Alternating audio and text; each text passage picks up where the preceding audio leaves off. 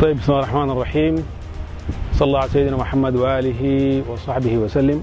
الرفاق جميعا، أخوة القيادات، حركة تمازج، جنرال أبو زيد هو في الإعلام، والأخوة المستشارين، السلام عليكم ورحمة الله تعالى وبركاته.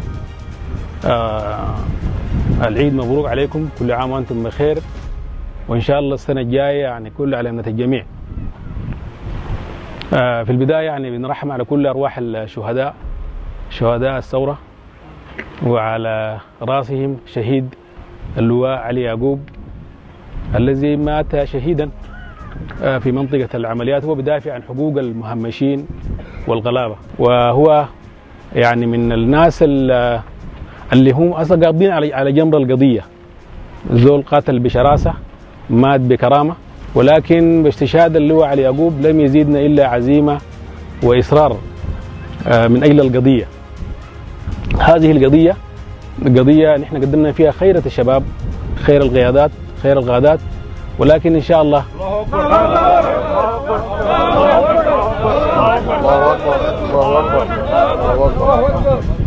ولكن سوف يموت الشهيد حتى تتحقق هذه القضية من دنس الفلول ومن دنس المؤتمر الوطني الذين جسموا على صدور الشعب السوداني 30 عاما.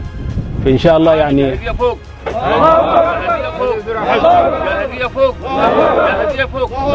والنصر لله من عند الله.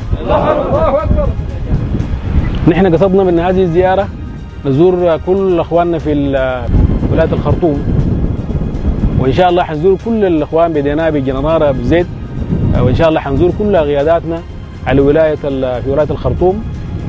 برنامج بتاع إن شاء الله بتاع معايدة، والتحية عبركم للقائد العام لقوات الدعم السريع الفريق أول محمد حمدان دقلو، وكل القادات، أخواننا في المجلس الاستشاري، أخواننا في العمليات، أخواننا في الإدارة، أخواننا في الاستخبارات، وكل الناس الآن برضو الموجودين في مناطق المتقدمة في مناطق القتال.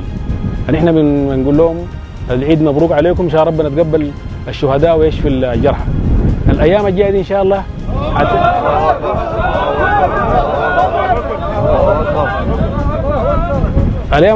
حتشهد عملية نوعية. وكلام احنا نقوله ده ما كلام بتاع إعلام زي ما هم قاعدين بيقولوا، ما أعرف عندهم شنو من الغوات الأسلحة المميتة. نحن كلامنا ده ما كلام بتاع إعلام، كلام إن شاء الله حيكون بيان بالعمل في الأيام الجاية. الله أكبر.